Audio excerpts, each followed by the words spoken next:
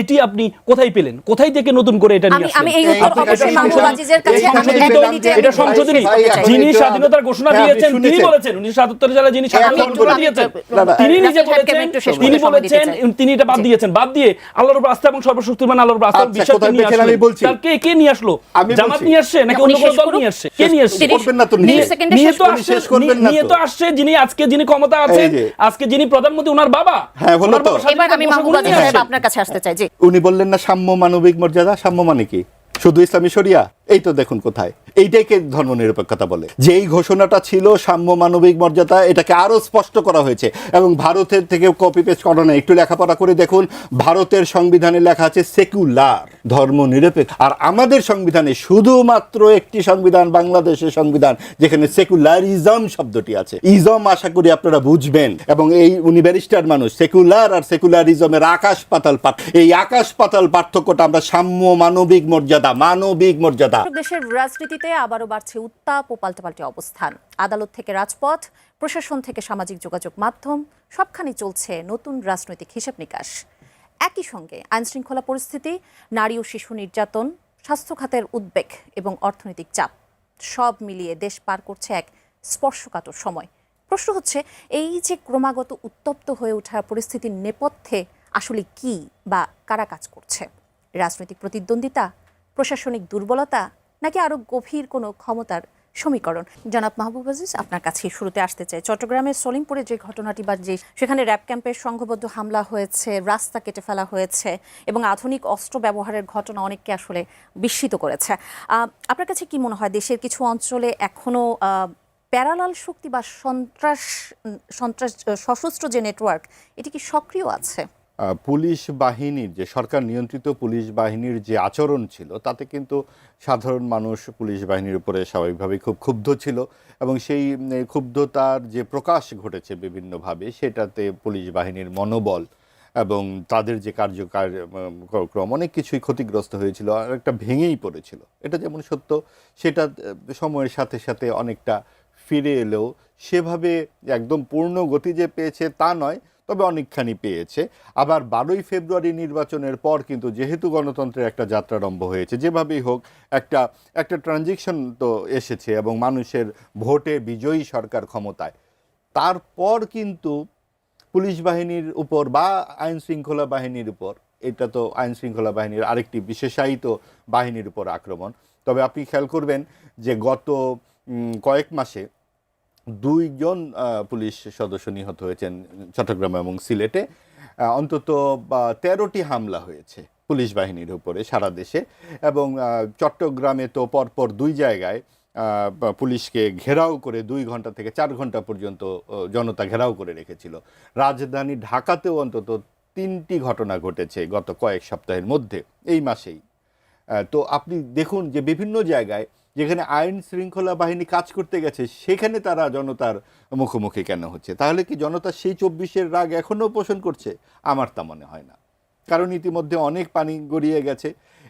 নির্বাচিত সরকার ক্ষমতায় এসেছে এবং সেইখানে সরকার, অধিকাংশ মানুষ কিন্তু চায় যে সরকার স্বস্তিতে কাজ করুক, কারণ সরকার যদি স্বস্তিতে কাজ করতে পারে, জনমনে শান্তি এবং নিরাপত্তার যে প্রধান যে বিষয়টি, সেটাও আসবার কথা। তাহলে এই ঘটনাগুলো কারা ঘটাচ্ছে?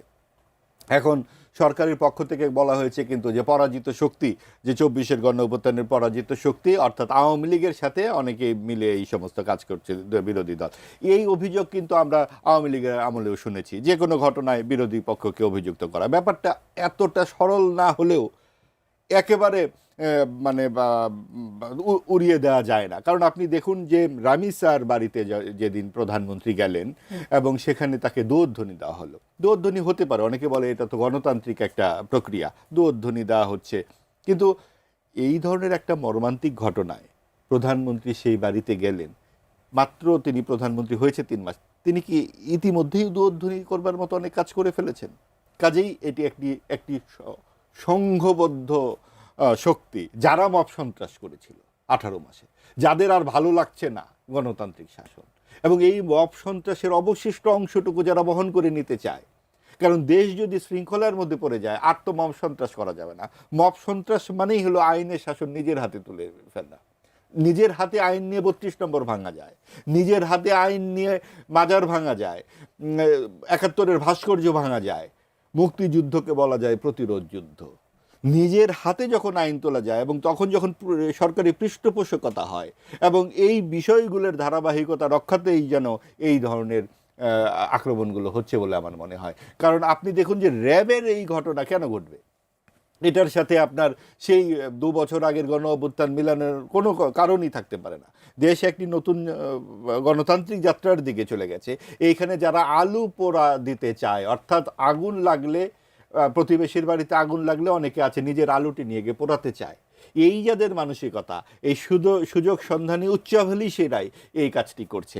যারা গণতান্ত্রিক পরিবেশ চায় না, জবাবদিহিতার পরিবেশকে যারা ভয় পায়, যাদের ভেতরে অনেক রকমের উচ্চাভিলাষ আছে কিন্তু যোগ্যতা নেই, এই পাটাতনের উপরে, সাধারণ একটি পাটাতনের উপরে যারা থাকতে চায় না, ভুইফোর সেই শক্তিটাই আসলে এই সমস্ত ঘটনা ঘটাচ্ছে। ব্যারিস্টার আল মামুন রাসেল, এই যে আইন শৃঙ্খলা বাহিনীর একটি ক্যাম্পে হামলায় 1 ঘন্টার বেশি সময় ধরে সেখানে গুলি বিনিময় হয়েছে, এই ঘটনা তো শুধু নিরাপত্তা নয়, রাষ্ট্রের কর্তৃত্বের প্রশ্নও কিন্তু সামনে নিয়ে এসেছে। এই যে সশস্ত্র হামলাকে এখন শুধু কি বিচ্ছিন্ন অপরাধ হিসেবে দেখার সুযোগ আছে, নাকি এই যে যারা রাষ্ট্রের উপস্থিতিকে চ্যালেঞ্জ করার সাহস পাচ্ছে তাদের আসলে উদ্দেশ্যটা কি? প্রথম কথা হচ্ছে চট্টগ্রামে যে ঘটনাটি ঘটলো এটি আসলে খুব নিন্দনীয় একটি ঘটনা এবং এটি আমরা তীব্র নিন্দা জানাচ্ছি। এটা আমরা কখনো কাম্য না। আমরা এই যে সরকার 3 মাস হয়েছে, এই মুহূর্তে এমন কিছু, শুধু এটা না, আপনি সাথে দেখেছেন একজন র্যাবকে হত্যা করা হয়েছে, তারপরে হচ্ছে আপনি এই অলরেডি এই 3 মাসে প্রায় একটা জরিপে আসছে 137 জন ধর্ষণের শিকার হয়েছে, তার মধ্যে 91 জন হচ্ছে শিশু। তার মানে এই যে আইন শৃঙ্খলার যে একটা ভয়ঙ্কর অবস্থা তৈরি হয়েছে মাত্র 3 মাসে সরকারের এর মধ্যে, অনেকে যদিও বলেন এটা হানিমুন পিরিয়ড চলছে সরকারের, আসলে এই মুহূর্তে সরকারকে দোষারোপ করা ঠিক হবে না। আমি মনে করি শুধু মানুষ তো মনে করে যে বিএনপি 3 মাস ক্ষমতা আসে, কিন্তু আপনি দেখেন বিএনপি ক্ষমতা আসার আগে অন্তর্বর্তীকালীন সরকারের সময় কিন্তু একটা কথা খুব প্রচলন ছিল যে বাংলাদেশে একটা মাত্র দল বিএনপি যে ক্ষমতা আসার আগে ক্ষমতাচ্যুত হচ্ছে। তার মানে এই যে 1.5 বছরে কিন্তু প্রত্যক্ষ বা পরোক্ষভাবে এই সরকারি যতগুলো আছে বড় বড় জায়গাগুলো কিন্তু বিএনপির দখলেই ছিল। আপনি 90% বিএনপির দখলেই ছিল। আপনি অ্যাটর্নি জেনারেল বলেন, আমাদের কোর্ট কাছারি বলেন, সরকারি অ্যাটর্নি জেনারেল বলেন, পিপি বলেন, বড় বড় লেভেলে যারা ছিল বেশিরভাগই কিন্তু বিএনপি ছিল। তখন কিন্তু এই প্রশ্নটা আসছে। এখন কথা হচ্ছে সরকারের আগের 1.5 বছর, পরবর্তী ক্ষমতা নেওয়ার 3 বছর জামাতের লোকজনও কিন্তু জামাতের গুটি কয়েক, এই যে বলা হয়েছে যে সচিব আছে জামাতের 2 জন, তো শুধু 100 জন সচিব যদি 2 জন জামাতের থাকে তাহলে 98 জন কাদের? এভাবে একটা প্রশ্ন আসছিল। এখন বিষয় হচ্ছে জামাতের 1-2টাকে খুব দৃশ্যমানকে দেখানো হয়েছে, কয়েকটা হয়তো শিক্ষা প্রতিষ্ঠানে বা কত বিশ্ববিদ্যালয় এটাকে দৃশ্যমান দেখানো হয়েছে, কিন্তু আপনি টপ টু বটম, গভর্নমেন্টের টপ টু বটম আপনি দেখেন, এই যে এবারে আমাদের কোরবান আসছে, কোরবানে যে মাঠগুলো দরপত্র বা ইজারা হয়, আপনি দেখেছেন অন্তর্বর্তীকালীন সরকারের সময় প্রথম আলোর নিউজ যে 99% ইজারা বিএনপি যারা সমর্থক তারা পেয়েছে, এবং এবারেও ক্ষমতা আসার পরেও এবারও প্রায় আজকে প্রথম আলোর পত্রিকার যে রিপোর্ট সেটা হচ্ছে উন্মুক্ত বিজ্ঞপ্তি প্রকাশ করা হয় না। উন্মুক্ত বিজ্ঞপ্তি প্রকাশ না করে এইভাবে ধরেন যেটা 60 লক্ষ টাকার আর ছিল সেটাকে মাত্র 20 লক্ষ টাকা দিয়ে মানিয়েছে, যেখানে কোটি কোটি টাকা, এবং কি 8টা জেলায় 108 কোটি টাকা সরকারের রাজস্ব হারিয়েছে শুধুমাত্র এই উন্মুক্ত দরপত্র না দেওয়ার কারণে। আপনি ইউনোগুলোকে জিজ্ঞেস করেন যে আপনারা উন্মুক্ত দরপত্র কেন দেন নাই, তারা বলবে যে আমরা দিনে, কারণ দিলে হচ্ছে ঝামেলা হবে, মারামারি হবে, এই জন্য আমরা ইন্টারনালভাবে দিয়ে দিয়েছি। তার মানে এই যে এই অন্তর্বর্তীকালীন সরকারের সময় 99%, আর প্রথম আলোর রিপোর্ট বর্তমান সময়েও প্রায় 100%, আপনি যতগুলো মাঠ আপনি দেখবেন ইজারা পেয়েছে সবগুলো বিএনপির মধ্যে। এখন বিষয় হচ্ছে আইন শৃঙ্খলা দেখেন, আমাদের স্বরাষ্ট্রমন্ত্রীর সবচেয়ে বড় জায়গা হচ্ছে স্বরাষ্ট্রমন্ত্রী আজকে সবগুলো মন্ত্রণালয় নিয়ে উনি ব্যস্ত, কিন্তু ওনার মন্ত্রণালয়ে যদি উনি তাকান, কারণ আপনি জানেন স্বরাষ্ট্র মন্ত্রণালয় হচ্ছে আমাদের খুব গুরুত্বপূর্ণ বিষয়, প্রধানমন্ত্রীর পরে স্বরাষ্ট্র মন্ত্রণালয়টা যদি ভালো কাজ করে, ভালো রান করে, তাহলে একটা রাষ্ট্র খুব সুন্দরভাবে চলতে পারে। কিন্তু প্রধানমন্ত্রী, আমাদের স্বরাষ্ট্রমন্ত্রী, উনি ওনার মন্ত্রণালয় ছাড়া সকল মন্ত্রণালয় নিয়ে ব্যস্ত। আপনি দেখেছেন, আপনি মেনশনেবল 3 মাসের মধ্যে স্বরাষ্ট্র মন্ত্রণালয়ের মেনশনেবল কোনো কাজ আপনি দেখেছেন? একটা কাজ দেখেছি আমরা, অন্তর্বর্তীকালীন সরকার যে পুলিশের পোশাকের মধ্যে যে রক্ত লাগিয়ে আছে সেই পোশাকটা পরিবর্তন করেছে, ভিন্ন একটা পোশাক দিয়েছে। কিন্তু আমরা দেখেছি যে যে স্বরাষ্ট্রমন্ত্রী এসে আবার আগের যে পোশাকটা সে পোশাকে ফেরত গিয়েছেন কোটি কোটি টাকা খরচ করে। এখন কথা হচ্ছে মাহবুব একটা কথা বললেন যে ভুয়োর ধ্বনি 3 মাসের মধ্যে ভুয়োর ধ্বনি দেওয়া হলো। আপনি দেখেন ওই দিন কি ভুয়া কিন্তু প্রধানমন্ত্রীকে বলা হয়নি, ওই দিনটা ভুয়ার ধ্বনি দিয়েছে হচ্ছে আমাদের স্বরাষ্ট্রমন্ত্রীকে। কেন স্বরাষ্ট্রমন্ত্রীকে দিয়েছে? স্বরাষ্ট্রমন্ত্রী রাইসের ঘটনাটার পরে একটা সাংবাদিক সম্মেলন করেছেন, তিনি বলেছেন আমরা মধ্যযুগীয় যুগে ফিরে যাব না, যে এভাবে হত্যা করা হবে মধ্যযুগে ফিরত যাব না। তার মানে এখন মানুষের একটা আবেগ কাজ করছে, মানুষ রক্তক্ষরণ হচ্ছে। এই সময় সেটা আমি সমর্থনের পরের বিষয়, বড় বিষয় হচ্ছে আপনি যখন একটা দায়িত্বের জায়গা আছেন, এখন আপনাকে you have to know the pulse of the people, আপনাকে পালস বুঝতে হবে। আপনি যদি বলেন যে আমরা মধ্যযুগীয় যাব না, এটা এই ব্যাখ্যা যাওয়ার দরকার নেই, আমরাও জানি এটা যাওয়ার দরকার নেই, কিন্তু ব্যাখ্যা দেওয়ার দরকার নেই। আপনার বলা উচিত খুব স্ট্রংলি বলতে হবে যে এটা আমাদের রক্তক্ষরণ হচ্ছে, এটার বিচার খুব দ্রুত আইনি প্রক্রিয়া আমরা করব।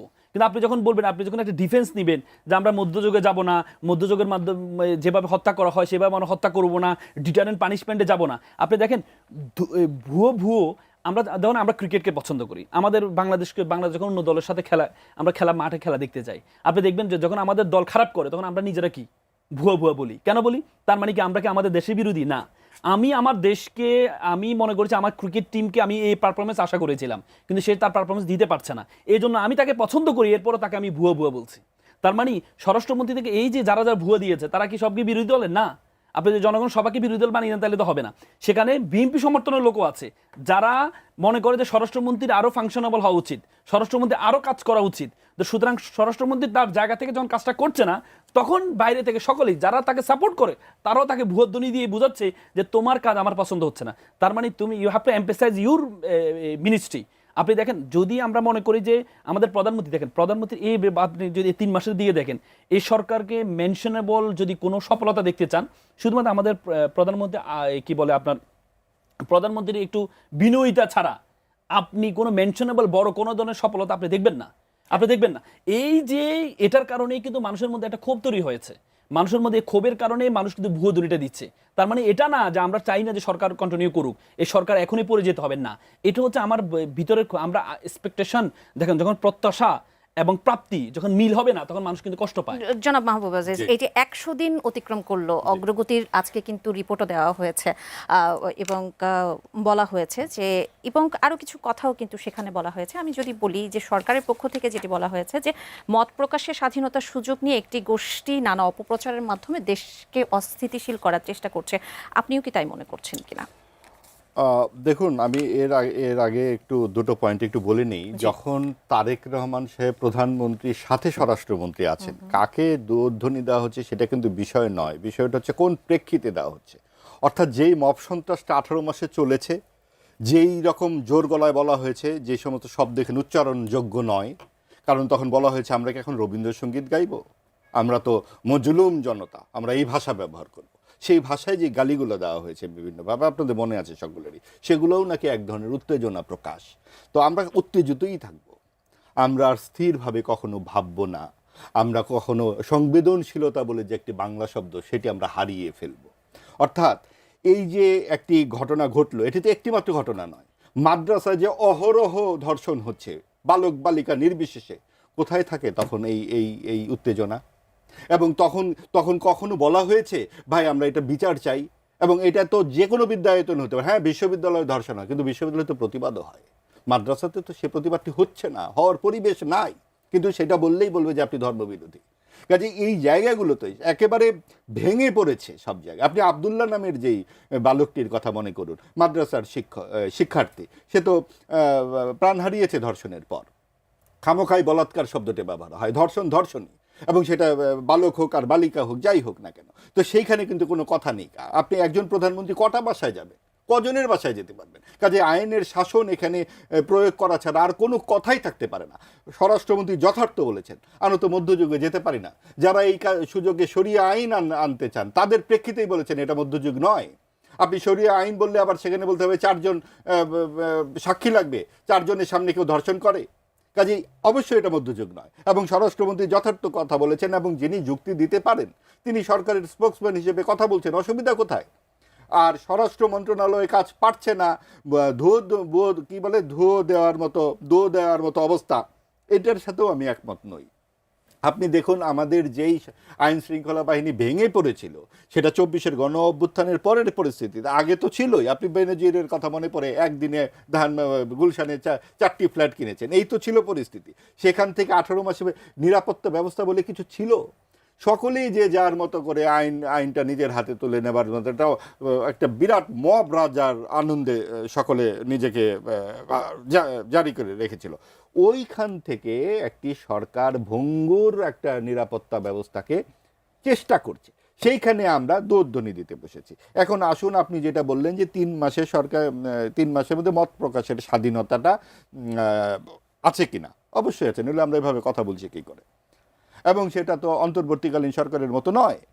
অন্তর্বর্তীকালীন সরকারের মব রাজা ইউনূস সাহেব বলেছিলেন আপনারা মন খুলে কথা বলুন, তারপরে আমাদের আনিস আলমগীর এবং পান্না সাহেব জেলের মধ্যে অন্তরীণ হয়েছিলেন। এই 3 মাসে কোন সাংবাদিক জেলে গেছেন? এখানে কোন কথা বলা যাচ্ছে না? বলা যাচ্ছে। এবং যেই ব্যাপারটি হচ্ছে যে বিএনপির একটা যথার্থ বিরোধী দলের প্রয়োজন ছিল, যোগ্য বিরোধী দল যারা আছে তারা তো একেবারেই মুফতে পাওয়া বিরোধী পক্ষ। সরকার পক্ষ থেকে যেটি বলা হয়েছে যে মত প্রকাশের স্বাধীনতাটাকে কেউ কেউ অপপ্রয়োগ করছে, অপব্যবহার করছে এবং অস্থিতিশীল করবার চেষ্টা করছে। সেইটা কে বলেছেন? মাহাদি আমিন বলেছেন। মাহাদি আমিন বলেছেন।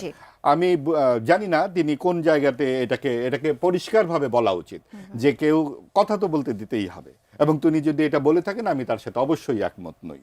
মানুষ কথা বলবার জন্যই 24-এর গণ অভ্যুত্থান ঘটিয়েছে এবং রাস্তায় গিয়েছে। আপনাকে কথা শুনতে হবে এবং সকল মত পথ এবং ধর্ম বর্ণের নির্বিশেষে সমান মর্যাদা অক্ষুণ্ণ রাখতে হবে এই দেশে, যেটা তারেক রহমান তার নির্বাচনী ঘোষণায় বলেছেন, বক্তব্যে বলেছেন যে বিশ্বাসী অবিশ্বাসী সংশয়ী সকলের সমান মর্যাদা থাকবে। কাজেই আপনি এখন এসে বলবেন যে মত প্রকাশের নামে এই হচ্ছে সেই হচ্ছে, সেটা হবে না। কোথায় হচ্ছে আপনি বলুন? সেটা যদি রাষ্ট্রের সংবিধান লঙ্ঘন করে থাকে কেউ, সেটা তাকে বলতে হবে। জবাবদিহিতা আপনি সেটা রাষ্ট্র আইনানুগ পদ্ধতিতে করতে হবে। আপনি গুম করে নিয়ে যাবেন, আপনি একজন সাংবাদিককে বা একজন কথা বলেছেন দেখে আপনি তাকে বিচার বহির্ভূত পদ্ধতিতে কারাগারে আটক করবেন, সেটার বিরুদ্ধে কিন্তু অবশ্যই আমরা কথা বলবো, এখনও বলছি, ভবিষ্যতেও বলবো। আপনি দেখুন এখনও কিন্তু এটা গত কয়েকদিন আগে একটি টক শোতে সকলে আলোচনা করলেন, টেবিল টকে, যে বিচার বহির্ভূতভাবে তুলে নিয়ে যাওয়া, অর্থাৎ আপনি কিন্তু কোনো রকম একটা ডিবি কার্যালয়েও গিয়ে আপনি জিজ্ঞাসাবাদ করতে পারেন না। আপনি শুধুমাত্র থানা হাজতে নিয়ে কিন্তু একজনকে জিজ্ঞাসাবাদ করতে পারেন। ওই জায়গায় কিন্তু আমাদের পৌঁছতে হবে। আপনার কথা নাই বার্তা নাই, আপনার মনে হলো আপনি গিয়ে তাকে নিয়ে যাবেন ডিবিতে, ওই জায়গা থেকে রাষ্ট্রকে সরে আসতে হবে। একজন দর্শক আছেন ফোনে। যেই দর্শক, আপনার নাম বলে প্রশ্নটি রাখুন। জি, আসসালামু আলাইকুম। ওয়ালাইকুম আসসালাম। জি বলুন। আমি ঝর্ণা বলছি, গাজীপুর থেকে। জি বলুন। আমি মাহবুব সাহেবের কাছে একটা প্রশ্ন করতে চাইছিলাম। জি জি শুনছি। জি, একটু জোরে কথা বলবেন। হলো যে আগে তো আওয়ামী লীগের আমলে চাঁদাবাজি হয়তো এক দলে কত চাঁদাবাজি 60 কিলোমিটার গতিতে ছিল, আর এখন তো 2 দলে চাঁদাবাজি করে 80 থেকে 90 কিলোমিটার গতিতে। আমাদের প্রশ্ন হলো যে, আমার যে প্রশ্নটা তা হলো যে তাহলে আমরা জুলাই গণ অভ্যুত্থান থেকে আমরা কি শিখলাম, আমরা কি পাইলাম, তাহলে কি আমাদের দেশটা এভাবে চলতে থাকবে কিনা, এটাই আমার প্রশ্ন। ধন্যবাদ আপনার প্রশ্নের জন্য, যে নিশ্চয়ই এর উত্তর আমি। জি, আমরা মনে করি যে যতখানি অভিযোগ করা হচ্ছে চাঁদাবাজির, হ্যাঁ, অত অবিশ্বাস্য পরিস্থিতি আছে কিনা আপনি আরেকটু খোঁজ করে দেখুন। যে আমি জানি না আপনার ব্যক্তিগত অভিজ্ঞতা কি, আমরা পত্রিকায় দেখি বটে যে কাউরান বাজারে এত কোটি টাকার চাঁদাবাজি। তো কাউরান বাজারের চাঁদাবাজিটা যেন কবে বন্ধ ছিল? তা হঠাৎ করে 3 মাসে আপনি স্বর্গ কী করে বানাবেন? তাহলে আপনি কিছু পরামর্শ দেন যে একটা কল সেন্টার খোলা যায় কিনা, যেখানে মোবাইলে লোকজন জানাবে যে ভাই আমি চাঁদাবাজি শিকার, সেখানে একটা দ্রুত ট্রাইব্যুনাল করুন। এই প্রস্তাবগুলো আনুন, সেটা সংসদেও হতে পারে, আপনার বিভিন্ন নাগরিক ফোরামে হতে পারে। সংসদ তো কার্যকর 1.5 মাস ধরে চললো, সেখানে তো জুলাই সংস্কার ছাড়া আর একটি কথাও আমরা শুনলাম না। সবসময় বলা হচ্ছে বিএনপি চাঁদাবাজি করে, কিন্তু সেই যারা বলছে তারা যখন বলছে যে আমরা 1200 শহীদের বাড়িতে গিয়ে 2 লাখ টাকা করে দিয়ে এসেছি, এত শত শত টাকা তারা কোথায় পায়? কাজে রাজনৈতিক দল সকলেই কম বিস্তর চাঁদাবাজি করে, এবং সেই চাঁদাবাজি তারা, আমরা জানি যে এর আগে চাঁদাবাজির নামে অনেক কিছু হয়েছে, অন্তর্দ্বন্দ্ব ঘটেছে, খুন খারাপি হয়েছে, সব রাজনৈতিক দলই করে। সেখান থেকে মুক্তি পাওয়ার আকাঙ্ক্ষাতেই তো সাধারণ মানুষ রাজপথে নেমেছে। কাজেই আগামী দিনে জাতীয় সংসদ আছে, সেখানে আপনারা প্রস্তাব করুন, সরকারি দল যদি সেটা না শোনে তখন আমরা বলবো যে ভাই ওনারা তো শুনছেন না, এবং আপনারা প্রমাণ দিন বা অন্তত সরাসরি অভিযোগ করুন যে অমুকে এই চাঁদাটি নিয়েছেন, তমুকে এটা করেছেন। শুধুমাত্র হরে ধরে বলাটা আমার কাছে মনে হয় না যে খুব বেশি যুক্তিসঙ্গত। ব্যারিস্টার আল মামুন রাসেল, এই যে ঝিনাইদহে এনসিপির মুখ্য সমন্বয়ক নাসিরউদ্দিন পাটোয়ারির উপর হামলার পর আসিফ মাহমুদের পাল্টা একটি ভায়োলেন্সের হুঁশিয়ারি, এটি কি প্রমাণ করে যে রাজনীতিতে এখন আইনের শাসন নয়, পাল্টা আঘাতের সংস্কৃতি শুরু হয়ে গেছে? জি আপা, আমি আপনার বিষয়টা আসছি। মাহবুবের একটা বিষয় আমি একটু ক্লারিফাই করা দরকার, সেটা হচ্ছে মাহবুব ভাই বলেছেন যে শরীয়তের যে মধ্যযুগীয় যে শরীয়তের যে বিধান, শরীয়তের বিধানের ক্ষেত্রে দর্শন হইতে 4 জন সাক্ষীর প্রয়োজন হয়। তো তার মানে কি 4 জন যদি সাক্ষী হয়, 4 জন কি দর্শন করার সময় কি 4 জনকে দেখিয়ে করবে? এই তথ্যটা আমার মনে হচ্ছে এটা জানার একটু ঘাটতি আছে। শরীয়তের বিধানটা একটু আগে বুঝতে হবে। শরীয়তের বিধান হচ্ছে জেনার ক্ষেত্রে 4 জনের সাক্ষীর কথা বলা হচ্ছে, কিন্তু দর্শিত হলে জেনার ক্ষেত্রে কেমন, সাপোজ একটা ছেলে একটা মেয়ে দুইজনে কম্প্রোমাইজলি একটা করছে, তখন তারা যে অপরাধটা করেছে এর জন্য বাহিরের 4 জন যে তারা দেখেছে তারা অপরাধটা করেছে, এই জন্য বাহিরের 4 জন সাক্ষীর কথা বলেছে ব্যভিচার এবং জেনার ক্ষেত্রে। কিন্তু দর্শনের ক্ষেত্রে ভিকটিমের সাক্ষ্যকে ইসলাম এমফাসাইজ করেছেন। ভিকটিমের সাক্ষ্য কেমন? ভিকটিম হয়েছে, সে ভিকটিম হয়েছে, সে নিজে বলেছে যে আমাকে দর্শন করা হয়েছে। এই যে ভিকটিমের সাক্ষ্য এবং তার পারিপার্শ্বিকতা, যদি প্রত্যক্ষদর্শী থাকে যে তাকে রোমে নেওয়া হয়েছে বা জোরপূর্বক নেওয়া হয়েছে, প্রত্যক্ষদর্শী থাকে, ইসলাম এটাকে এমফাসাইজ করেছেন। কিন্তু দর্শন হওয়ার জন্য 4 জন সাক্ষী, এটা একটা ভুল তথ্য। দেখেন ইসলামের শরীয়তের বিধানগুলো খুব ডিটারেন্ট পানিশমেন্ট। ইসলামের শরীয়তে জীবিত, কারণ আল্লাহর আইন, আল্লাহ বুঝে, আল্লাহ মানুষকে তৈরি করেছে কোন মানুষের জন্য কোন আইনটা প্রয়োজন, কোন ডিটারেন্ট পানিশমেন্টটা প্রয়োজন। এখন কিন্তু সবাই বলছে যে আমাদের বর্তমান যে প্রক্রিয়া, আপনি দেখেন আসিয়াকে 1.5 বছর আগে দর্শিত হয়েছে আসিয়া, এটা নিয়ে ব্যাপক কথা হয়েছে। 30 দিনের মাথায় 15 দিনে চাকরি দেওয়া হয়েছে, 180 দিনের বিচার 90 দিনে নিয়ে আসা হয়েছে, কিন্তু এখনো পর্যন্ত 1.5 বছর হয়েছে, এখনো পর্যন্ত তার সাজাটা আমরা এখনো পর্যন্ত দেখি না। কেন দেখি নাই? আপিলে ঝুলে আছে। আপনি জানেন আপিল আছে, লিভ টু আপিল আছে, অনেক প্রক্রিয়া আছে। কিন্তু ইসলামের বিধান হচ্ছে আপনাকে ডিটারেন্ট পানিশমেন্ট। আপনি যখন কেউ চুরি করবে, তার সামর্থ্য থাকার পরও সে চুরি করবে, তাহলে তার হাত কেটে দেওয়া হবে। তাহলে এটা একটা এক্সাম্পল ক্রিয়েট হবে, পুরো দেশ দেখবে যে চুরি করে। কি আমরা এই সময়ে রামিসার ঘটনার সাথেও কি নিয়ে আসবো? না, আমি বলেছি যে আমাদের জাস্টিস ডিলে, জাস্টিস ডিনাইড। আপনি যখন ডিলে হবে, ডিনাইড হচ্ছে। কিন্তু শরীয়তের বিধানটা খুবই স্পেসিফিক। আপনি দেখেন বলে যে শরীয়তের বিধান হলে সব হাত কাটা যাবে। আপনি দেখেন সৌদি আরবে তো সৌদি আরব বিধান আছে, শরীয়তের বিধান আছে, কয়জন হাত কাটা আছে? তার মানে আমরা এটাকে, ইসলাম হচ্ছে ডিটারেন্ট পানিশমেন্ট। মানে একটা, আপনি দেখেন আমেরিকায় তারা শুধু যে অপরাধীগুলো, অফেন্ডার যারা দর্শনের অপরাধ করে, তাদের জন্য একটা ওয়েবসাইট আছে, সেখানে হচ্ছে কি বলে অফেন্ডার লিস্ট থাকে, যারা দর্শন করেছে বা সাজা পেয়েছে তাদের লিস্টটা সেখানে থাকে। তার মানে ডিটারেন্ট পানিশমেন্ট দেখানোর জন্য। কিন্তু শরীয়তের বিধান হচ্ছে আপনি যখন ব্যভিচার করবেন, জানা করবেন, আপনাকে যখন হত্যা করা হবে সবার সামনে, তখন যারা অন্য দর্শক যারা আছে তারা চিন্তা করবে যে এই অপরাধ থেকে আমাকে বিরত থাকতে হবে। ইসলামটা, ইসলামের আপনি দেখেন আপনি সৌদি আরবে আছে, আপনি ইরানে আছে, মানে যেখানে আপনার ইসলামী শরিয়া এস্টাবলিশমেন্ট আছে, হ্যাঁ, সেখানে আপনি প্রায় দেশে পাবেন। কিন্তু সেখানে অপরাধের মাত্রা আর আমাদের, আপনি দেখেন শুধুমাত্র আপনি এই দর্শনের তালিকা, আপনি যদি রাষ্ট্র দেখেন, এই 10টার মধ্যে 9টা রাষ্ট্র আছে হচ্ছে ইউরোপের রাষ্ট্র। আমরা তাদেরকে সভ্য বলি। আপনি তালিকা, আমি আজকে তালিকা দেখেছি, তার মানে কি দর্শিত সেখানে আরও বেশি হচ্ছে। কেন হচ্ছে? সুতরাং আপনি যদি ডিটারেন্ট পানিশমেন্টে যান, শরীয়তের বিধানটা অ্যাপ্লাই করতে পারেন। আপনি শরীয়তের বিধান হচ্ছে কেউ যদি এটা করে, আপনি তাকে অর্ধেক করে আপনি তাকে ইট মেরে তাকে হত্যা করবেন সবার সামনে প্রকাশ্যে। এই যে একটা ডিটারেন্ট পানিশমেন্ট, এটা যখন আপনি দৃষ্টান্তমূলক শাস্তি হবে, এটা মানুষের কাছে তৈরি হবে, মানুষের ভয় তৈরি হবে, মানুষ ভবিষ্যতে এটা করতে আগ্রহ তৈরি হবে না। আর আমাদের দেশে কেন আগ্রহ তৈরি হয়? সে জানে আমি জেলে যাওয়ার পর টাকা দিয়ে আমি ম্যানেজ করে সবকিছু করে আমি আবার বের হয়ে যাব, জামিনে বের হয়ে যাব, এরপর সাক্ষীর অভাবে আমি খালাস পেয়ে যাব। আপনি জানেন এই পর্যন্ত বাংলাদেশে যত হয়েছে 0.74% দর্শনের সাজা হয়েছে। তার মানে 10,000-এর মধ্যে 74 জন। আপনি চিন্তা করেন, তার মানে কেন? সাক্ষীর অভাবে, এই যে ডিলে হওয়ার কারণে। আমি ব্যারিস্টার আল মামুন রাসেল আরো ছোট করে 2 মিনিট আপনাকে সময় দেব, যে প্রশ্নের উত্তরটি আপনি দিতে যাচ্ছিলেন। আচ্ছা, আপনি যেটা বললেন আসিফ মাহমুদের বক্তব্যটা যেটি বলেন, প্রথম কথা হচ্ছে দেখেন এই কেন এটার এই ক্ষোভের প্রকাশটা কেন হয়েছে। আপনি দেখেছেন আমাদের এই যে ঝিনাইদহে যে মবের সৃষ্টি হয়েছে, আপনি জানেন এই বিএনপির 31 দফা 14 নম্বর দফায় বলা আছে যে সর্বস্তরে আমরা আইনের শাসন প্রতিষ্ঠা করব।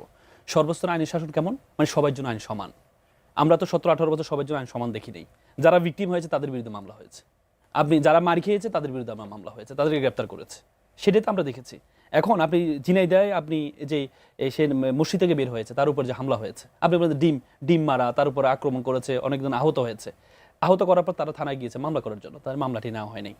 পরবর্তীতে 7,000 8,000 ছাত্রদলের নেতাকর্মীরা এসে থানা ঘেরাও করলো, এই যে একটা বড় ভয়ঙ্কর একটা অবস্থা হলো, মামলা পরবর্তী নিয়ে কে মামলা করলো? ছাত্রদলে নিজে আবার মামলা করলো, মামলা করে তাদেরকে আবার যারা ভিকটিম হয়েছে তাদেরকে গ্রেপ্তার করেছে। তার মানে আপনি যে সর্বস্তরে আইনি শাসন প্রতিষ্ঠা করবেন সেটার সিম্বলটা কোথায়? আপনি এর আগে ডাকসুতেও আমরা সেম দেখেছি, থানায় হামলা হয়েছে, থানায় তারা জিডি করতে গিয়েছে, তাদের উপর হামলা হয়েছে, হামলা হওয়ার পর থানা ভাঙচুর হয়েছে, মামলা নিতে বলেছে, মামলা নেয় নাই, তাদেরকে শাহবাগ থানা থেকে পাঠিয়ে তাদেরকে ধানমন্ডি থানা পাঠানো হয়েছে। তার মানে কি এর আগে আমরা এটা 17-18 বছর দেখেছি, কিন্তু এখন এই নতুন বাংলাদেশে এসে আমরা তো এটা আশা করতে পারি না। এই যে মবের সংস্কৃতি এখানে তো হচ্ছে। আপনি নাসিরউদ্দিন পাটোয়ারি তার বক্তব্য আপনি হয়তো পছন্দ নাও করতে পারেন, আমি অনেক সময় তার বক্তব্য পছন্দ করি না, কিন্তু আপনি তো কথা বলার স্বাধীনতা তাকে দিতে হবে। আপনি তো পুলিশটা দিতে পারবেন না যে এতটুকু বলতে পারবে, এতটুকু বলতে পারবে। এটা তো আপনি ফ্রিডম অফ এক্সপ্রেশন, কথা বলার স্বাধীনতা, সেটা তো আপনি খর্ব করতে পারেন না। আপনি কথা দিয়ে কথা মোকাবেলা করেন। নাসিরউদ্দিন পাটোয়ারিকে তার কথা যদি আপনার পছন্দ না হয় আপনি মানববন্ধন করেন, আপনি তার বিরুদ্ধে যদি মানহানিকর হয় মানহানি মামলা করেন। আমরা তো দেখেছি অনেক মামলা হয়েছে মানহানিকর, আপনি মানহানি মামলা করেন, আইন তো আছে, কিন্তু আপনি নিজের আইনটা নিজের হাতে তুলে নেবেন কেন? এটা তো ফৌজদারি অপরাধ। আপনি যে তাকে ডিম নিক্ষেপ করলেন, পরবর্তী লাঠি দিয়ে হামলা করলেন, এটা ফৌজদারি অপরাধ করেন না? আইনের শাসনটা কোথায় থাকলো? রুল অফ ল কোথায় থাকলো? আপনি তো সর্বস্তরে আইনের শাসন প্রতিষ্ঠা করতে চান। যদি আইনের শাসন প্রতিষ্ঠা করতে চায় তাহলে ছোট ছোট বিষয়গুলো আপনি যারা ভিকটিম হয়েছে তাদের বিরুদ্ধে মামলা করেন, তাদেরকে গ্রেপ্তার করলেন, নিজের আগে তাদেরকে গ্রেপ্তার করলেন, কিন্তু যারা হামলা করেছে তাদের একজনকে আপনি গ্রেপ্তার করলেন না, তাদের মামলাটা পর্যন্ত আপনি নিলেন না। আপনি বাধ্য হয়ে পরবর্তীতে তারা যখন বসেছিল থানার সামনে তখন আপনি বাধ্য হয়ে মামলা নিলেন, মামলা তখন একটা নিলেন। আমরা পুলিশদেরকে দেখি, পুলিশরা হচ্ছে একতরফা ভাবে যেখানে যাচ্ছেন আপনি একতরফা ভাবে শুধু হচ্ছে সরকারি দল। এর আগে আমরা এটা দেখেছি, একজন দর্শক এর আগে আমরা এটা দেখেছি। জি, আমি তার প্রশ্নটি একটু নেব। জি দর্শক, আপনার প্রশ্নটি রাখুন, নাম বলেন। হ্যালো, আসসালামু আলাইকুম। ওয়ালাইকুম আসসালাম। জি বলুন আপনার প্রশ্ন। হ্যাঁ, আমি কুড়িগ্রাম থেকে বলছি। তারেক রহমান বলছিলেন যে বেকার সমস্যা ঐক্যমত্য কমিশনে মানে সবকিছু আলোচনা হলো, বেকার সমস্যার সমাধান হলো না কেন? বেকারদের কোনো ব্যবস্থা করলো না, এ নিয়ে কোনো কথা বললেন না ঐক্যমত্য কমিশনে। তারপর আবার ওনার মেয়ে সহ একটা সেমিনারে বলছেন যে মানে আমরা যদি কোনো উন্নয়ন করি সেটা টেকসই উন্নয়ন করব, কিন্তু ফ্যামিলি কার্ডে দেখা যাচ্ছে যে 31 ডিসেম্বর মানে 31 ডিসেম্বর 2030, এটা কি টেকসই উন্নয়ন হলো? আর তৃতীয় কথা হলো যে জি আপনাকে ধন্যবাদ। আমরা হয়তো বা বুঝতে পেরেছি আপনার প্রশ্নের সারমর্ম। আমি জনাব মাহবুব আজিজ এই প্রশ্নের সাথে আমি একটু যুক্ত করে দিতে চাই, যেহেতু যেই প্রশ্নটি আমি রেখেছিলাম ব্যারিস্টার আল মামুন রাসেলের কাছে, তারই পাল্টা আরেকটি প্রশ্ন আমি যদি আপনার কাছে রাখতে যাই, ফৌজদারি অপরাধের কথা বলছি। এই যে আসিফ মাহমুদের পাল্টা ভায়োলেন্সের একটি হুঁশিয়ারি ছিল, এই যে নেতাদের বক্তব্য যখন প্রকাশ্যে সহিংসতা বা আইন নিজের হাতে তুলে নেওয়ার ইঙ্গিত থাকে, সেটি কি আসলে রাজনৈতিক স্লোগান নাকি সেটি ফৌজদারি অপরাধ? আচ্ছা, ওই প্রসঙ্গে আসবার আগে আমি আগের প্রসঙ্গে একটু কথা বলে নিই। যেটা তিনি বললেন, মামুন সাহেব বললেন যে পশ্চিমে ইউরোপে আমেরিকায় ধর্ষণের হার অনেক বেশি, সেখানে তালিকা বেশি দেখা যায়। সৌদি আরব, ইরাক, ইরান, পাকিস্তান, আফগানিস্তানে তো এই কোনো তালিকাই নাই। উনি তালিকা পাবেন কোথার থেকে? এবং সেখানে তো নানান রকম নিয়মকানুন আছে, যে ওই একটি শব্দ বলা হয় যে পুরুষ সঙ্গী ছাড়া বাজারে যাওয়া যাবে না, এই হলো পরিস্থিতি। এবং সেখানে তো নানান রকম বিধিনিষেধের যে ব্যাপারগুলো আছে। আর সবচেয়ে বড় কথা কি দেখুন, এই যে শরিয়া আইনের পক্ষে যারা কথা বলেন, যারা ইসলামিক যে সমস্ত বিদ্যায়তনে ঘটনাগুলো ঘটছে, তখন তাদের এই শরিয়া আইন কোথায় থাকে? তখন যারা শরিয়া আইন পড়ান তারাই তো এই সমস্ত ঘটনা ঘটাচ্ছেন একের পর এক। এখন তখন বলা হয় যে আপনারা তো নাস্তিক, আপনারা ধর্মবিরোধী কথাবার্তা বলছেন। অর্থাৎ এই সমস্ত জোড়াতালি না দিয়ে আইনের শাসনের পক্ষে কথা বলতে হবে, এবং আইনের শাসনকে যুগোপযোগী এবং সমকালীন করতে হবে। আপনি যদি দেখেন যে আইন দীর্ঘসূত্রী, আপনাকে সংক্ষিপ্ত করেন, আপনি বলুন যে হ্যাঁ এই জায়গায় আপনার বেশি দেরি হচ্ছে কেন, 5 দিনের রিপোর্ট হয়নি এই যে রামি স্যার, 7 দিনের মধ্যে বিচার হবে না, এর আগে হয়নি, দ্রুত বিচার ট্রাইব্যুনালে হয়নি। মেহেরপুরে হয়েছে শিশু ধর্ষণের মামলা মাত্র 29 দিনে এই যে শাকিল নামের ছেলেটিকে করা হলো, তার মানে হয়তো রাষ্ট্র যদি চায় হবে না কেন? আপনারা এই সুযোগে, এই ছলে বলে কৌশলে যারা সাম্প্রদায়িকতা ছড়াতে চান তাদের ভেতরেই আসলে মূল ভর্তি আছে। আপনি দেখুন, তারা বলেন যে, একটু আগে বললেন যে সরকারে তো তারাই ছিল, বিএনপি ছিল, বিএনপি তো এতদিন ধরে ছিল ক্ষমতায়, বিএনপি ছাড়া তখন আর থাকবে এটা কি? সর্বশেষ গ্রাহ্য নির্বাচনে তো দলই হচ্ছে দুটি, 40% করে ভোট বিএনপি আওয়ামী লীগের, ভোটই তো নাই তাদের 3 থেকে 7% পর্যন্ত এই এই আর যারা আছে তাদের, তাহলে তারা তার লোক খুঁজে পাবে কোথায়? এখন তারা যেহেতু অন্তর্বর্তীকালীন সরকার তাদের ছিল, জামাত এনসিপির ছিল, তারা একদম বিরাট আকারে বিরোধী দল হিসেবে বসে গেছে এবং তারা ভাবছে সরকার এখন ভুল করলে তো আমরাই আগামী দিনের সরকার, কাজেই তাদের এখন এই সমস্ত অনেক উচ্চস্বরে কথাবার্তা শোনা যাচ্ছে। কিন্তু ভেতরটা যদি খুঁজে দেখেন তাহলে কিন্তু এই হঠাৎ উল্লম্ফন ফ্রিডম পার্টির কথা না আবার মনে করিয়ে দেয়। ফ্রিডম পার্টিকেও কিন্তু জোর করে বিরোধী দলে বসানো হয়েছিল। কাজেই ভিত্তিটা আগে দৃঢ় করুন, ভিত্তিটা দৃঢ় করে তারপর রাজনৈতিক কথাবার্তা বলাই ভালো। এবং সেই একই ভুল করছে ওই নাসির উদ্দিন পাটোয়ারি সহ এই এনসিপির অনেকেই। এইগুলো কোনোভাবেই রাজনৈতিক ভাষা নয়, আচরণ নয়, কিন্তু তাই বলে তার উপরে হামলা করাটাকে কোনোভাবেই সমর্থন করা যাবে না। তাকে একেবারেই এড়িয়ে যাওয়া উচিত ছিল। যে আপনি দেখুন, মির্জা আব্বাস সাহেবের বিরুদ্ধে এত কথা বললেন সেদিনকার তরুণ, মির্জা আব্বাস তো সেইভাবে কোনো মামলার মধ্যে গেলেন না। তাহলে কি আপনি তাকে বলতে দেন, এমনি থেমে যাবে সে? এবং সেই জায়গায় যখন তৃণমূলের এইভাবে আপনার মামলার মধ্যে জড়িয়ে যাবে, তখন কিন্তু সরকার এবং আইন প্রয়োগকারীকে অবশ্যই কঠোর হস্তই দমন করতে হবে বিষয়টা। মানুষকে কথা বলতে দিতে হবে, মানুষই বেছে নেবে কোনটা যুক্তিসঙ্গত কোনটা যুক্তিসঙ্গত নয়। আপনি মুখ চেপে ধরবেন, তখন কিন্তু মজলুমের পক্ষে মানুষ চলে যাবে। এবং সেই জায়গায় এই যে আসিফ মাহমুদ যে কথাটি বললেন যে আমরা কতখানি ভায়োলেন্স করতে পারি, 24-এর গণ অভ্যুত্থানে মানুষ দেখেছে। ভাইরে, এই কথা বলে 24-এর গণ অভ্যুত্থানের মহিমা আপনি নষ্ট করতে পারেন না। 24-এর গণ অভ্যুত্থান আপনারা হয়তো আপনাদের স্বার্থ উদ্ধারের জন্য করেছেন, কিন্তু সাধারণ মানুষ দল মত নির্বিশেষে সকলেই নেমেছিল স্বৈরাচারের বিরুদ্ধে, গণতন্ত্রের পক্ষে, জবাবদিহিতার শাসনের জন্য।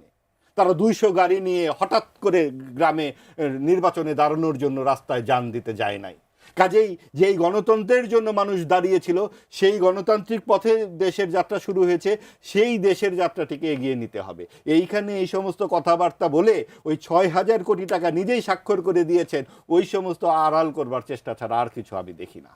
মিস্টার আল মামুন রাসেল, এই যে যেই কথাটি বলছিলাম, মেহেরপুরের যেই ঘটনাটি, সেখানে 29 কার্যদিবসে রায় ঘোষণা দেওয়া হয়েছে, যেটি দেশের বিচারিক ইতিহাসে একদম বিরল। এবং স্বরাষ্ট্রমন্ত্রী বলেছেন 5 থেকে 7 দিনে রামিসা হত্যাকাণ্ডের বিচার এবং সর্বোচ্চ শাস্তির কথাও কিন্তু তিনি বলেছেন। 1 জুন থেকে মামলায় অভিযোগ গঠনের শুনানি শুরুর দিনও রাখা হয়েছে।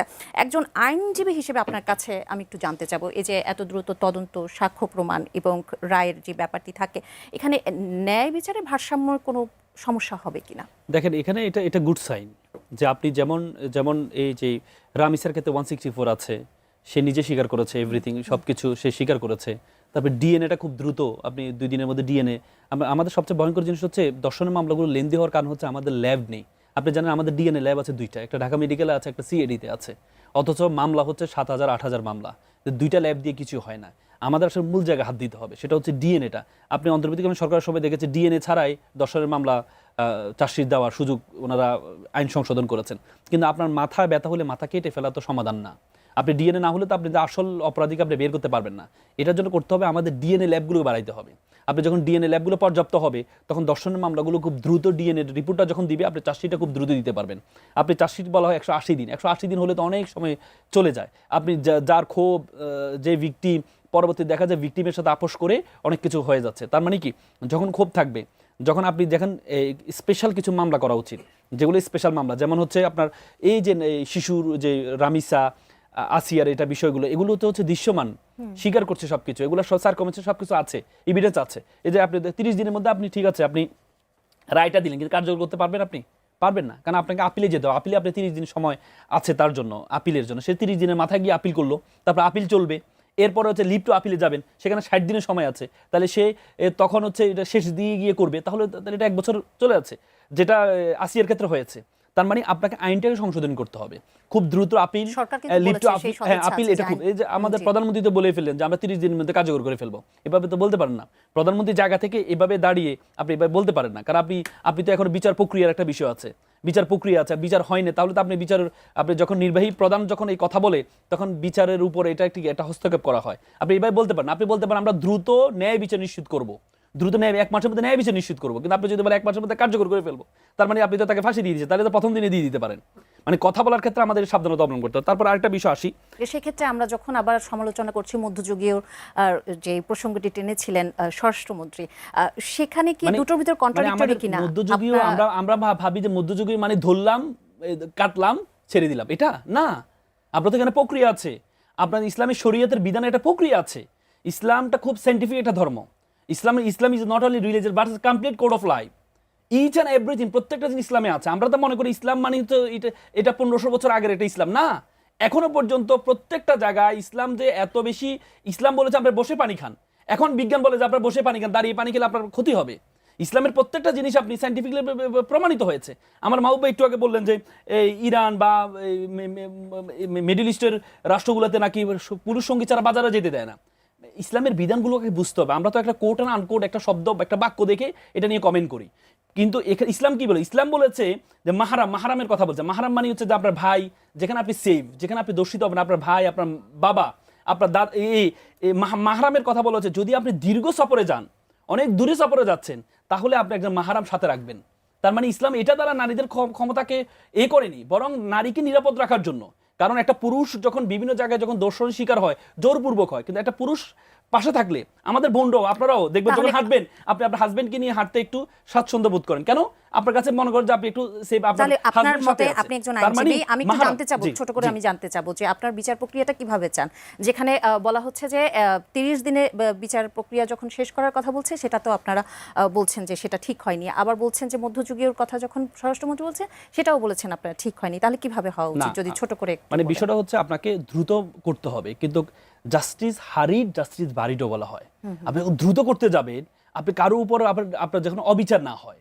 ব্যাপারটা হচ্ছে আমরা বলেছি যে মধ্যযুগের বিষয় এটা আসে নাই। শরীয়তের বিধান হচ্ছে ডিটারেন্ট পানিশমেন্ট, মানে দৃষ্টান্তমূলক শাস্তি। আপনার শাস্তিটা হবে এত দৃষ্টান্তমূলক, একজন অপরাধী যখন শাস্তিটা যখন দৃশ্যমান, আপনি যখন শাপলা চত্বরে তার শাস্তিটা কার্যকর করবেন। আপনি দেখেন, আপনি আমাদের ট্রায়ালটা এখন লাইভ হচ্ছে না, আপনি যদি এই যে মানবতা বিরোধী অপরাধের যে আন্তর্জাতিক অপরাধটা লাইভ হচ্ছে না, আপনি তার ট্রায়ালটা সে 164 দিয়েছে, এটা আপনি লাইভ করেন, আপনি আইন করেন। এটা আইন নাই, যদিও বলে যে ম্যাজিস্ট্রেটের কাছে, আমরা দেখেছি 164 অনেক সময় ম্যাজিস্ট্রেটের কাছে এটা রিজেক্ট করা যায়। মানে কি, ম্যাজিস্ট্রেট বলেছে না, সাদা কাগজে স্বাক্ষর নিয়ে যায়, আমি তো এই 164 দিই না, আমি তো কনফেশন স্টেটমেন্ট দিই নাই। তার মানে আপনি যে কনফেশন স্টেটমেন্টটা, আপনি আইনটা পরিবর্তন করেন, কনফেশন স্টেটমেন্টটা আপনি ওপেন নেন, আপনি ভিডিওগ্রাফির মাধ্যমে সারা বাংলা দেখবে, দেখার পরে আপনি তখন তো সে বলতে পারবে না যে আমাকে জোরপূর্বক নেওয়া হয়েছে। তারপর আপনি ট্রায়ালটা আপনি দৃশ্যমান করেন। আপনি যখন এই যেমন রামিসার ট্রায়ালটা যদি আপনি দৃশ্যমান করতেন, সেখানে সাক্ষীগুলো দৃশ্যমান হতো, রায়টা কার্যকরটা, ঘোষণাটা দৃশ্যমান হতো, এরপর কার্যকরটা যদি হতো, তাহলে হতো কি, তাহলে অন্য যারা দর্শক তারা মাথায় আসছে যে আমাকে এইভাবে আমার পরিবার। আপনি আমাদের দেশের সবচেয়ে বড় সমস্যা কি জানেন? ধন্যবাদ। আমি জনাব মাহবুবা যে আপনার কাছেই আসবো। ব্যারিস্টার আল মামুন রাসেল বিচার প্রক্রিয়া নিয়ে অনেক কিছুই বললেন, আপনার কি বলবার রয়েছে? আমার প্রথম কথাটি হচ্ছে কি, ভাইরা যখন কথা বলেন তখন তো 1500 বছর আগে চলে যান এবং সৌদি আরব চলে যান। ভাই অত দূরে না গিয়েই 54 বছর আগে 1971-এ যান, কারণ অনেক কিছুই ঘটে গেছে এবং অনেক কিছু ঘটার পরেই বাংলাদেশ তৈরি হয়েছে এবং ধর্মনিরপেক্ষতার মাধ্যমে আমাদের মুক্তিযুদ্ধের যে জাত সংবিধান আমরা তৈরি করেছি। কেন সেইখান থেকে আপনাদের এত ইসলামী শরিয়া করতে হয়? কারণ কি জানেন? কারণ বাংলাদেশে ইসলাম ছাড়া যেন তাদের কাছে আর কোনো ধর্মের মানুষই থাকে না, অর্থাৎ সব মানুষকেই আপনারা ওই একই আইনের আওতায় আনবেন। এটা সবচেয়ে বড় মানবাধিকার লঙ্ঘনের একটা বিষয়, 1 নম্বর। 2 নম্বর, উনি বললেন যে মাহারাম নিয়ে মহিলারা যায়, তার মানে কি নারী বা পুরুষ এটা তো গিভেন, ইটস নট টেকেন। আপনি নারীদেরকে বলতেছেন যে আপনি দ্বিতীয় শ্রেণীর নাগরিক, আপনি আরেকজন পুরুষ নিয়ে যাবে, এটা কি করে হয়? নারী যোদ্ধা, নারী নেতা, নারী মানুষ, নারী একদম আপনার মতো যে ওই নজরুলের কথাই বলতে হয় যে বিশ্ব যখন চাঁদে চলে যাচ্ছেন আপনারা বিবি তালাকের ফতোয়া খুঁজছেন এই হাদিস চষে। কাজে এই বিবি তালাকের ফতোয়া থেকে অনেক দূরে আমরা চলে এসেছি। আপনার আজকে যেই বিদ্যুৎ আবিষ্কার হয়েছে সেইখান থেকে যেই জায়গাতে আমরা পৌঁছেছি, সেইখানে আমাদের সব দল মত ধর্ম নির্বিশেষে একটা ইহজাগতিক রাষ্ট্র আমরা প্রতিষ্ঠা করেছি ৭১-এর মুক্তিযুদ্ধের মাধ্যমে। সেই ইহজাগতিকতার যে প্রধান অংশটা হচ্ছে যে এখানে একটা মানবাধিকার সমুন্নত থাকবে এবং আইনের শাসন থাকবে। সেই আইন কার শাসন? ধর্ম নির্বিশেষে সবাই জানি একই সমতলে দাঁড়াতে পারে। আপনি সেইখানে বারবার শরিয়া আইন করছেন কোন কারণে? এই মাদ্রাসায় যখন ধর্ষণ হয় একটিবার কথা বলেছেন? মাদ্রাসা শব্দটা আপনারা মুখে আনেন? আপনাদের মুখে কি করে শরিয়া আইন শোভা পায়? আপনারা তো সেইখানে কোন শরিয়া আইন আপনারা চালু রেখেছেন?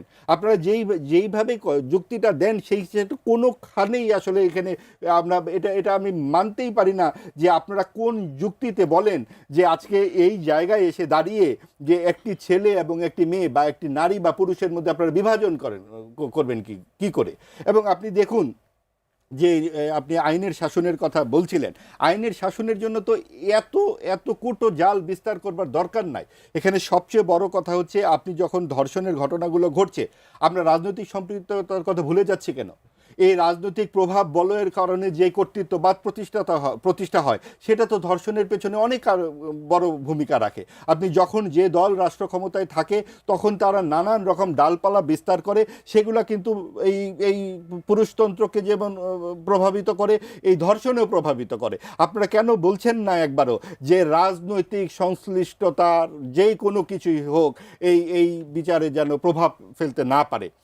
আমরা তো দেখেছি বারবার এই প্রভাব পড়ে, এবং যেই দ্রুত বিচার আইনের কথা বলা হচ্ছে, যে দ্রুত ট্রাইব্যুনাল করা হচ্ছে, সেইখানেও যাতে আমরা ভবিষ্যতেও এই রাজনৈতিক প্রভাব বলয় মুক্ত দেখি। তারেক রহমান সাহেব প্রধানমন্ত্রী হিসেবে যখন 30 দিনের কথাটা বলেছেন তার কথার প্রত্যয়টা কি? আপনি সেইটারও বিরোধিতা করছেন, আপনি মধ্যযুগেরও বিরোধিতা করছেন, সব কিছুরই বিরোধিতা করছেন। তার মানে কি? তার দায়িত্বটা সাম্প্রদায়িক দলের হাতে দিয়ে দেওয়াটাই ভালো। এই তো চাচ্ছেন।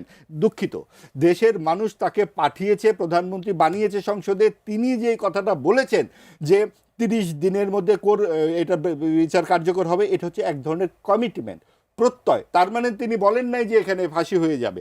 এবং তিনি যখন এই কথাটা বলছেন আইন কানুনের ভেতর দিয়েই তো যাবে।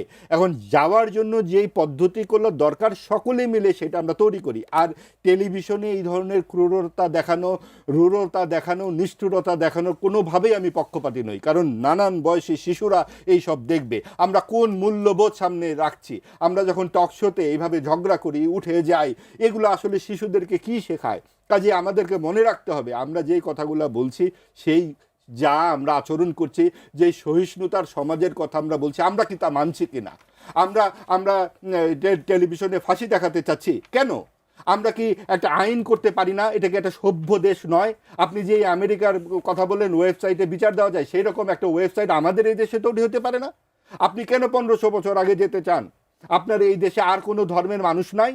আপনি শুধুমাত্র একটি ধর্মের মানুষের জন্য কেন চিন্তা করবেন?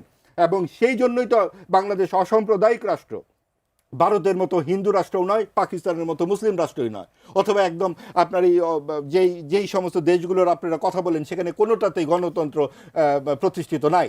আমরা এত রক্তের বিনিময়ে গণতন্ত্র প্রতিষ্ঠিত করেছি অবশ্যই দেশটাকে ইহজাগতিক এবং অসাম্প্রদায়িক পথে হাঁটবার জন্যই। আপনি দেখুন যেই প্রসঙ্গে আমরা কথা বলছিলাম যে আইনের শাসন, আমরা যদি মূল্যবোধের চর্চা না করি, আপনি দেখুন মাদ্রাসায় জাতীয় সঙ্গীত গাওয়া হয় না, একটা শিশু গান গাবে না, ছবি আঁকবে না, সে একটা মেয়ে হয়েই থাকবে, তাকে একটা বস্তা বানিয়ে আপনি বাজারে পাঠিয়ে দেবেন, এইটা হয়। এবং সেটা আমি বলছি না যে আপনাকে যে যার পছন্দ সে তা পছন্দ করবে, আপনাকে চাপিয়ে দেওয়া যাবে না। কেউ যদি পছন্দ করে হিজাব, হ্যাঁ পরবে, আবার কেউ যদি পড়তে না চায় তা পড়বেন না। আপনি ঠিক করে দিবেন কেন এটা আপনার পোশাক। এবং নারীদের পোশাক নিয়ে আপনাদের এত আপত্তি, পোশাকের কারণে ধর্ষণ হয়, আপনি এটা কি করে বলেন? আমি ব্যারিস্টার আল মামুন রাসেলের কাছে যেতে চাই। আমাদের একদম শেষ পর্যায়ে চলে এসেছি, তারপরও আমার হাতে 2 মিনিট সময় আছে, আমি আপনাকে এই 2 মিনিট দিতে চাই। এবং পয়েন্ট একটু বলি নাকি? জি বলুন। দেখেন, মাহবুব ভাইয়ের কয়েকটা বিষয় আমি একটু এই নিয়ে আসি। উনি বললো যে উনি স্বাধীনতার একটা দিলেন যে স্বাধীনতা, আমরা ধর্মনিরপেক্ষতার কারণে আমরা স্বাধীনতা পেয়েছি। দেখেন, আমাদের দেশটা স্বাধীন হয়েছে কিসের মাধ্যমে বা প্রস্তাবনাটা কি? আমাদের সংবিধানে প্রিয়েম্বল আছে। প্রিয়েম্বল মানে প্রস্তাবনা, মুজিবনগর সরকারের প্রস্তাবনা আছে যে কিসের উপর ভিত্তি করে স্বাধীনতার যুদ্ধে মানুষ পড়েছে। সেখানে বলা আছে সাম্য, মানবিক মর্যাদা, সামাজিক ন্যায় বিচার, এই 3টা। অথচ আপনি ধর্মনিরপেক্ষবাদ আপনি নিয়ে আসলেন। এই ধর্মনিরপেক্ষবাদ কিন্তু আমাদের প্রিয়েম্বল প্রস্তাবনা, মুজিবনগর সরকারের প্রস্তাবনা ছিল না। এটা এই ধর্মনিরপেক্ষতা নিয়ে আসলেন কোথা থেকে? আপনার ভারতের সংবিধান থেকে কপি পেস্ট করে ধর্মনিরপেক্ষতা নিয়ে আসলেন। পরবর্তীতে 1977 সালে যখন জিয়াউর রহমান ক্ষমতা আসলেন, উনি এই ধর্মনিরপেক্ষতা বাদ দিয়ে দিয়েছেন। উনি বলেছেন এটা আমাদের স্বাধীনতার সময় এটা আমাদের এই ছিল না, এই জন্য উনি ধর্মনিরপেক্ষতা বাদ দিয়ে আল্লাহ তাআলা সর্বশক্তিমান আল্লাহর উপর আস্থা এবং বিশ্বাসকে উনি অন্তর্ভুক্ত করেছেন পঞ্চম সংশোধনীর মাধ্যমে। তার মানে আপনি যে এখন বারবার বলেন যে ধর্মনিরপেক্ষতার চেতনা দিয়ে আমাদের স্বাধীনতা যুদ্ধ হয়েছে, এটি আপনি কোথায় পেলেন, কোথায় থেকে নতুন করে এটা নিয়ে আসলেন? আমি এই উত্তর অবশ্যই মাহমুদ আজিজের কাছে আমি এক মিনিটে এটা সংশোধনী, যিনি স্বাধীনতার ঘোষণা দিয়েছেন তিনি বলেছেন 1977 সালে যিনি স্বাধীনতার ঘোষণা দিয়েছেন তিনি নিজে বলেছেন, তিনি এটা বাদ দিয়েছেন, বাদ দিয়ে আল্লাহর উপর আস্থা এবং সর্বশক্তিমান আল্লাহর উপর আস্থা এবং বিশ্বাসকে নিয়ে আসলেন। তার কে নিয়ে আসলো? জামাত নিয়ে আসছে নাকি অন্য কোনো দল নিয়ে আসছে? কে নিয়ে আসছে? নিয়ে তো আসছে যিনি ক্ষমতা আছে, আজকে যিনি প্রধানমন্ত্রী, ওনার বাবা। এবার আমি মাহমুদ আজিজ সাহেব আপনার কাছে আসতে চাই। জি, উনি বললেন না সাম্য মানবিক মর্যাদা, সাম্য মানে কি? শুধু ইসলামী শরিয়া? এই তো দেখুন কোথায়, এইটাকে ধর্মনিরপেক্ষতা বলে।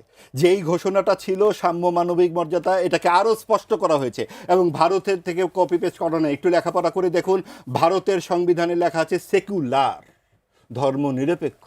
আর আমাদের সংবিধানে শুধুমাত্র একটি সংবিধান, বাংলাদেশের সংবিধান, যেখানে সেকুলারিজম শব্দটি আছে। ইজম আশা করি আপনারা বুঝবেন, এবং এই উনি ব্যারিস্টার মানুষ। সেকুলার আর সেকুলারিজমের আকাশ পাতাল পার্থক্য। এই আকাশ পাতাল পার্থক্যটা আমরা সাম্য মানবিক মর্যাদা সেখানে মুহররম নিয়ে বাজারে যাওয়ার কথা নাই। কাজেই এইটাই বাংলাদেশ, এইখানে আমাদের থাকতে হবে। সাম্য, সমতা, সব সাম্য, ইসলাম সবসময় সাম্য। এখানেই শেষ করছি দর্শক।